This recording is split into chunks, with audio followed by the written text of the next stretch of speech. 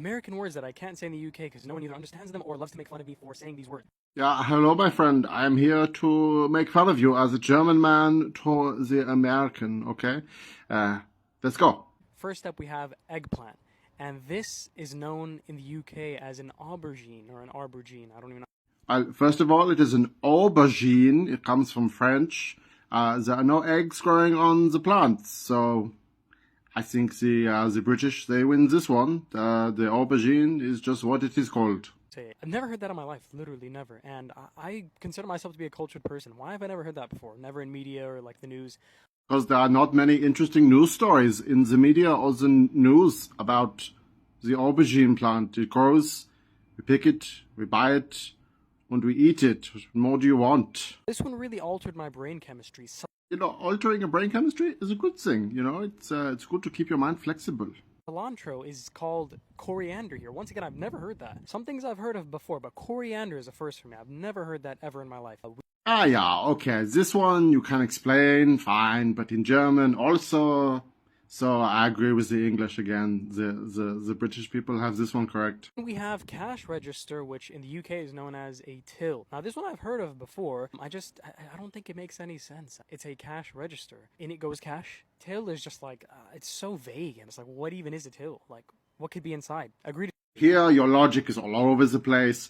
You are effectively arguing that the word created to mean the thing is irrelevant because the definition of that word exists. That is like saying, I don't call a car because this is a vague. It could be many types of car. I will call it an automotive relocation device. Yeah? No, this is crazy. Your logic is flawed. Classic gas, which is known as petrol or petrol in the way that they pronounce it in the UK. This one everyone obviously knows when we say it, but they just laugh at us and say gas. Yeah, it's called gas. Yeah, look, I understand. Gas is much easier to say, but I must tell you that it is not a gas, so it is very confusing. This is more confusing than your vague till versus cash register, yeah? It is not a gas, it is liquid petroleum, therefore it is petrol. I don't write the rules, the logic is there. I'm sorry, my friend. Also, what about when you have the gas, you know? Yeah, in the UK, they say you have wind, you must toot, but you have the gas. You put the gas in your car. It's very confusing. Do you fart into your car? I don't think so. Do you? Then we have takeout, which in the UK is called takeaway. If you walk in and be like, I'm trying to get some takeout real quick, they'd be like, what? What are you saying? They know what you mean. They are just surprised you are making minimal effort to communicate in the ways that they speak in their country. You know, it's just as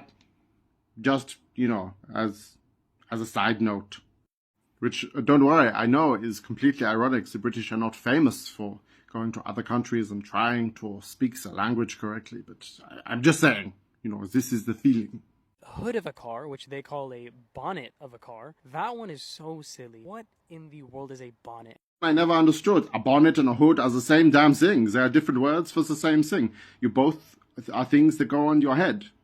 A hood and a bonnet are head things that you have called the cover for the engine. That is fine. It neither makes sense, and yet both make sense. Call it what you like. They are equally incredibly weird. So naturally, you might have some questions for an American who lives in London. Go ahead in the comments. I have no further questions. I have spoken to you about this. We are done here.